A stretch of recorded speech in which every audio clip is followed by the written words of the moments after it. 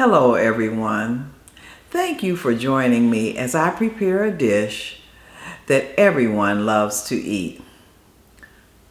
Well, let me say it like this. Everyone that I know loves to eat this dish, especially around the Thanksgiving and Christmas holiday season. I think this dish is the best comfort food on the planet. Maybe you've already guessed what it is by now. But if not, I'll tell you. It's macaroni and cheese. Oh yeah. Mac and cheese has been on the top of my all-time favorite list from childhood on. I don't know if it was the evaporated milk or what that my mom used, but I always loved her mac and cheese and always looked forward to eating it. Now, though I have delicious memories of my mom's mac and cheese and feel that no one could prepare mac and cheese like she did, I must admit that I have never met a mac and cheese that I didn't like. Now, you may have heard the term or the phrase, "This is not your mama's," whatever it is you're talking about. Well, such is the case today. The mac and cheese that I will be making is not the mac and cheese that my mom used to make. Although I think she would approve of it, and I think she would love it too. All right. Well, let's get this mac and cheese started. All right, so the first thing I'm going to do is get the pasta going. I think everybody knows how to do pasta. Just get your water boiling and put the pasta in, okay? And you can add salt to the water if you choose to, but I don't because, you know, when you're using cheese, well, when I use cheese, when I'm making macaroni and cheese, I don't add salt because the cheese, you know, has a good amount of salt in it already. So, all right, starting to get a little bit of a boil going here.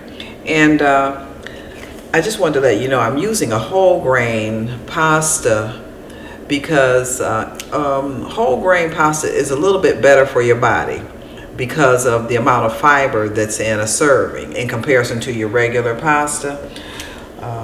There's 6 grams of fiber in a serving of whole grain or whole wheat pasta as opposed to 2 grams in a serving of the regular pasta. So that's why we're going with the whole grain pasta.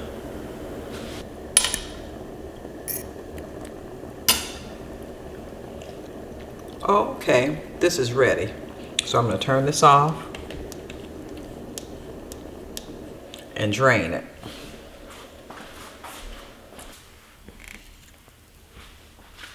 All right, I've drained it, and I hope I didn't overcook this.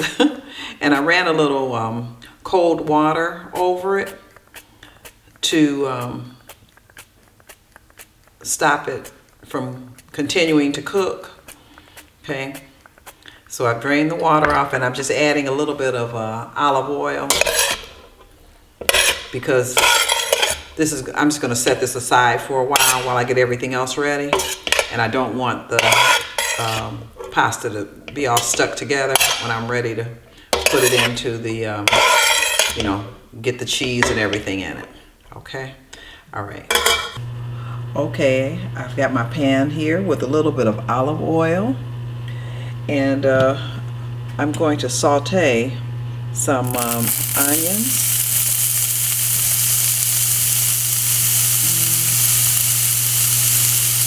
I may just go ahead and put all of these in. Okay. Because I do like the flavor of onion. And this is going to give the macaroni and cheese a really nice flavor. So I've got onions, And then I'm going to put some jalapenos in. Jalapeno peppers, because we like it a little spicy. Nothing like jalapenos with cheese. You cannot beat it. This is going to give the macaroni and cheese some really nice flavor.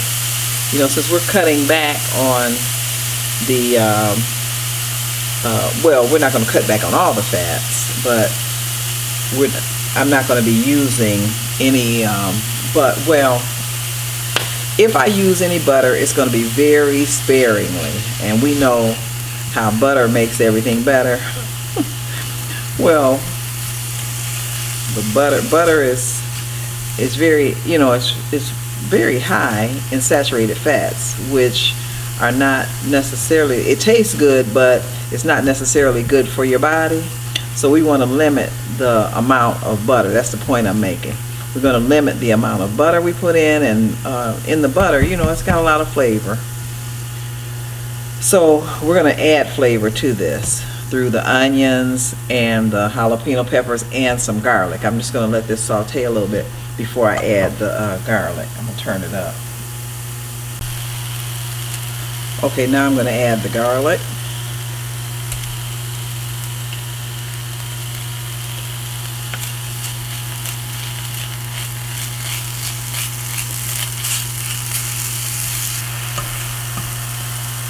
Alright, so now I'm going to add some cottage cheese.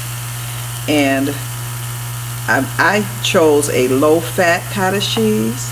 I think that would be better because this, with the low-fat cottage cheese, you know, you just don't have as much of those saturated fats in it. Okay, and before I put the cottage cheese, well, I blend it. You can see how smooth the cottage cheese is. It doesn't have the little, you know, lumps that cottage cheese typically has in it. And that's because I ran it through the food processor. So you can either use a food processor or a blender to take the lumps out of the cottage cheese. Okay.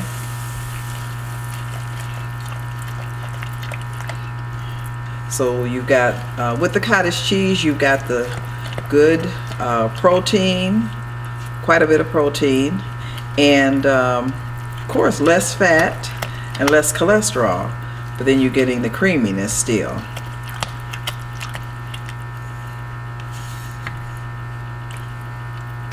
Which is always desirable with cheese and macaroni. Okay, so now to that I'm going to add some cheese, and I'm using these little slices of cheese, you know, these. I'm just gonna put that in. Now you can use whatever kind of cheese you want, but I would say try to stick with a cheese that's lower in fat and cholesterol, you know, lower in saturated fat.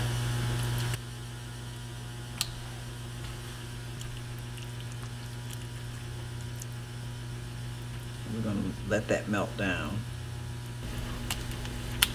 All right, so now I have 24 ounces of cauliflower that I cooked. I cooked it in the oven. I mean, you can boil it if you want. This was frozen cauliflower. This was not fresh, but you can use fresh, but frozen is a little more convenient. And I just put it in the oven and let it cook until it got relatively soft. And then the advantage of cooking it in the oven is you don't have to drain it. You know, if you boil it, you're going to have to drain, you know, make sure it gets, you know, nice and dry. Okay. So this is 24 ounces. This was actually two 12-ounce bags of cauliflower, frozen cauliflower. And we're just going to mix that right in.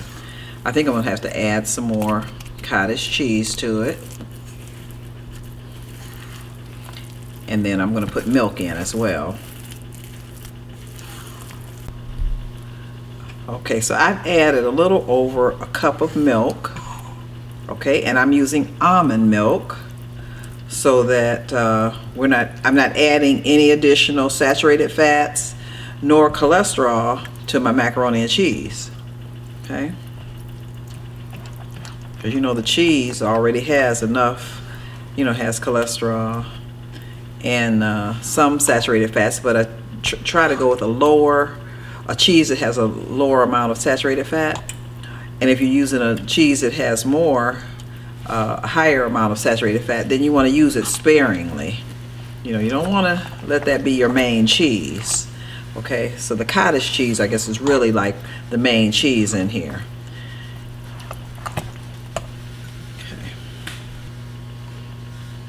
Okay, and I'm going to put another half a cup of cottage cheese in.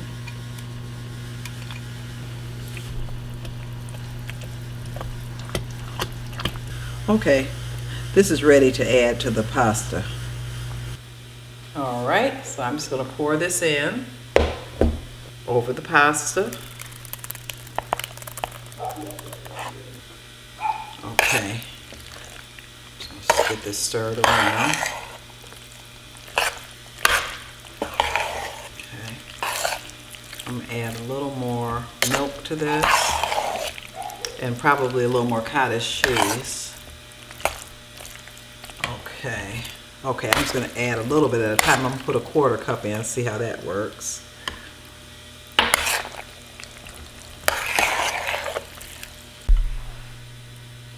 Alright, this is about another quarter cup of cottage cheese. Okay, and now I'm going to add a little bit of mozzarella cheese. Now mozzarella is a lower fat cheese as well. Not as low in fat as cottage cheese, but it is lower in fat than cheddar. And then I'm going to add about a tablespoon of olive oil.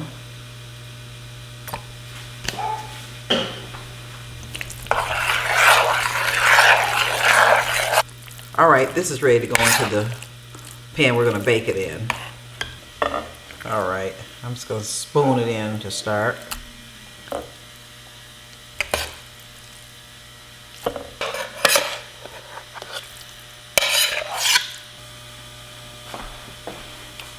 Okay, so now I'm going to put just a little bit of a cheddar over the top. Okay.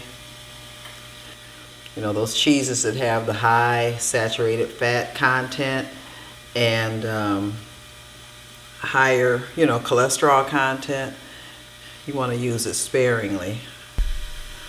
All right, so this is just about ready to go in the oven. The last thing I'm going to do is I'm going to spray a little bit of olive oil over the top. I hope this is going to help it brown. We're not going to use the butter. I was debating whether or not I would use maybe, a tablespoon of butter, melted butter, and drizzle it over the top. But I'm just going to go with the olive oil.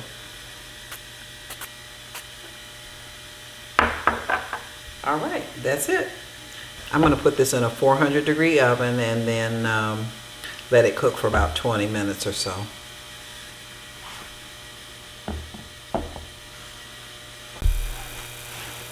All right, here's the macaroni and cheese right out of the oven.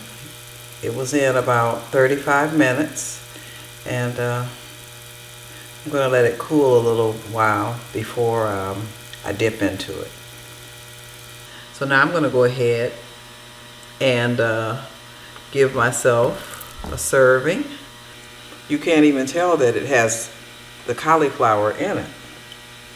So it looks like I've got just a bowl of macaroni and cheese, when in fact I have macaroni and cheese and some vegetables, some cauliflower.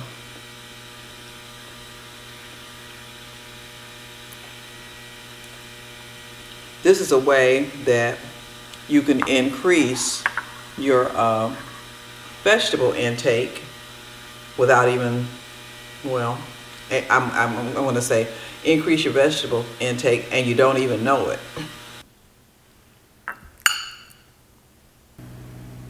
Well, this wraps up my video for today. I pray that you saw or heard something that was beneficial to you.